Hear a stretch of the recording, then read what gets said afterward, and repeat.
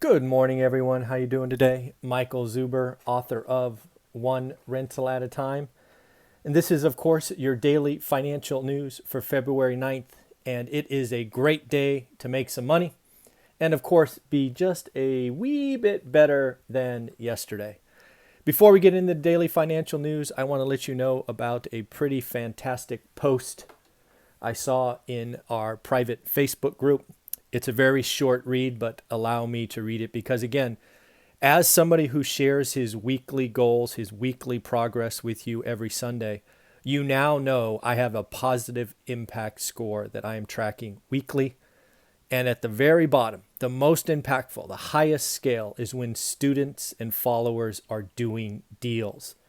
That's why I have this channel. That's why I've done 2 years of daily content. Yes, daily original content, all created for you, not the YouTube algorithm. Because let's be frank, I don't even know what the YouTube algorithm is.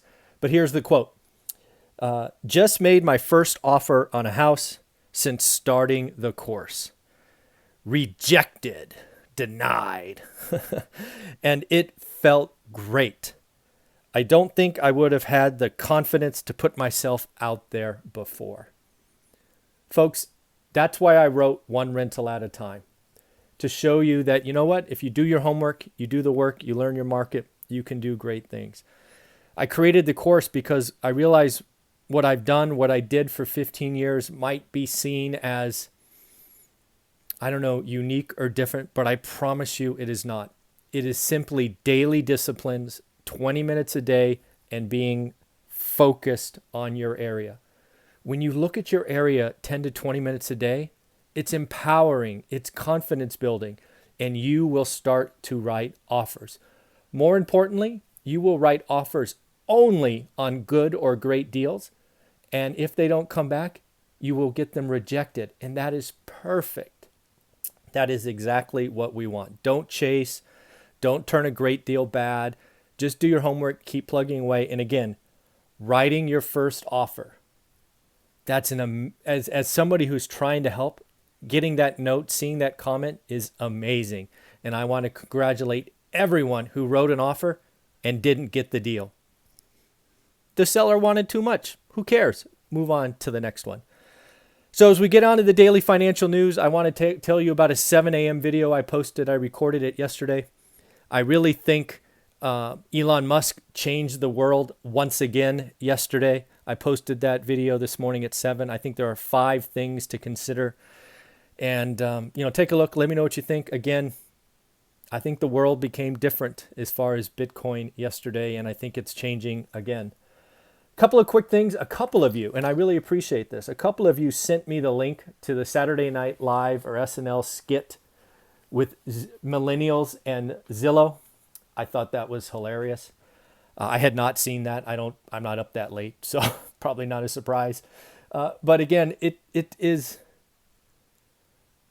When something like that hits a comedy sketch on a national televised event, you know it is going on. And again, what have I been telling you about millennials on this channel? Probably for 6 months now, maybe even 9 months. I've been telling you millennials are going to change the game. Us old Gen X and baby boomers and the like, we need to appreciate and respect the size of the millennial pool. We need to figure out where they're going. Are they going to Nashville? Are they going to Miami? I mean, where are they going? Because they are of size and they will attract other millennials and they will create their own hubs. So it is something to look for. When I looked at it, yes, it was entertaining, and yes, real estate is now is sex now. That's the name of the skit. I didn't call it that. That's the name of the skit. I thought that was interesting, just about millennials looking on Zillow and going, hey, look here, look at this mansion, all of that.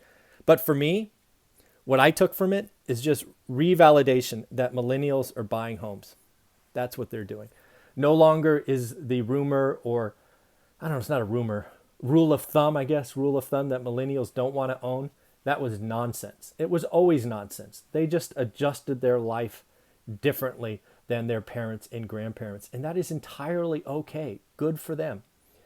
In addition, if you need more evidence, 53% of all mortgage apps are for millennial buyers. Hello, wake up. If you don't think that's meaningful, you are not paying attention. Another thing I just saw before I hit record right here on my computer is now Jim Cramer, the Mad Money guy, actually said on national TV that he owns Bitcoin. And he owns it for diversification and because cash produces zero. I'm going to go ahead and read the article, probably watch the video, but I just saw that as a heading. Oh my goodness. This is going to get wild, I'm afraid. The momentum, the fear of missing out, other companies jumping on the bandwagon. You know, Bitcoin is scarce. There is no question. And right now, our government and Treasury and Fed are all bent on destroying the dollar. So if you have any concern about the US dollar, you know, in the past, you'd go to gold or silver, platinum. You'd go to yen, euro. You'd get out of the dollar. As I said in my Elon Musk video, I think zero is off the table. And now folks will be considering this. It's interesting. I wish I had gotten to my 1% goal faster. I'm not quite there yet. I'm about 60% of the way there. So we think about that. Yes. Another thing, Larry Summers, former Treasury Secretary. So kind of a big deal. And I want to say he's a Democrat. I'm tired of this. He said, she said, left, right, red, blue. Larry Summers is a Democrat, and he has come out in the last 48 hours and said the $1.9 trillion stimulus is too big. He is warning of inflation. He is saying we are at the tail end of this crisis, which I have been talking about. We are at the end of the tunnel. The light is getting bigger and brighter. But Yellen wants to spend. Biden wants to spend. The House and Senate want to spend. This is going to have the hangover, right? If you've ever been to a party and you stayed too long, this is going to be bad, I think. I'm going to be watching the 10-year Treasury as it marches towards 1.5%. I think 1.5% is the psychological breaking point. I think it's at 1.18 this morning. I haven't checked in the last hour or so, but that's what I will be watching. It's pretty interesting. When you compare this crisis to the Great Recession, it's interesting to pay attention. The spending stimulus in the last recession, the Great Recession, was $787 billion. Let's just round it to $800 billion. That's a rounding error. We have already spent, out the door, done, $4 trillion. We got 1.9 on deck, and I think all of us expect that to go through. So there you go, $6 trillion. And you heard it here first. We will have a $3 to $4 trillion stimulus plan after this called infrastructure. 10 trillion. That is 12x what we did in the Great Recession. Let that sink in. Is there no wonder people are trying to get out of the dollar? Jeez. Pretty crazy. Another thing to realize is since March, Americans, citizens, me and you, we have saved $1.3 trillion. So if you think about it, the $4 trillion that is out there, about 25% of that can be seen as savings. Not that there's a one-to-one relationship, but that savings is important because that is dry powder. That is Americans being nervous or scared. That 1.3 trillion, a significant portion of that will come off the sidelines once people feel better. I don't know if that's this year or next. It's probably the second half. But that is going to be, that is going to be the lighter that lights the Roman candle, to use a fireworks term, that starts a unstoppable, just accelerating economy. You are going to get an economy that accelerates. You're going to get job additions. And yes, you are going to get inflation. Then the question will become, will the government continue to lie to us and say it's under 2? Or will it just be so obvious that they are forced to tighten earlier than they would like? Another thing, I haven't seen this yet, but last week we talked about David Portnoy placing a $700,000 bet on AMC, and I came out saying, good luck, not a good idea. Anybody know if he got out of that position? Because AMC has done nothing but go down since then. Is he calling diamond hands, or is he paper hands, or what are all these things? I think it's silly. But let me know. I haven't seen it. I didn't check out his Twitter feed. I usually watch that, but I haven't seen that. On the earnings front, couple caught my attention. First, Take-Two Interactive. Think video games, stay home, video games, makes sense. They beat top and bottom, but they failed to announce new video game releases. I am wondering if that is a sign that work from home doesn't work for creative and, really software companies. Video games are software. It's a combination of software and graphics. And I got to imagine the meetings that you would have at a video game maker is like just nutty, like 40 people in a room bashing stuff around. I'm guessing that's not happening. And I'm wondering if work from home is creating a delay in Take-Two Interactive's production. It could be quarters, and that impacts earnings. If it impacts Take-Two, does it also impact Electronic Arts or other video game makers? Then, does it impact other software companies that have engineers that are now disparate when they used to be together? I worked in software for 20 years. And let me tell you, some of those new product development cycles, they were wild.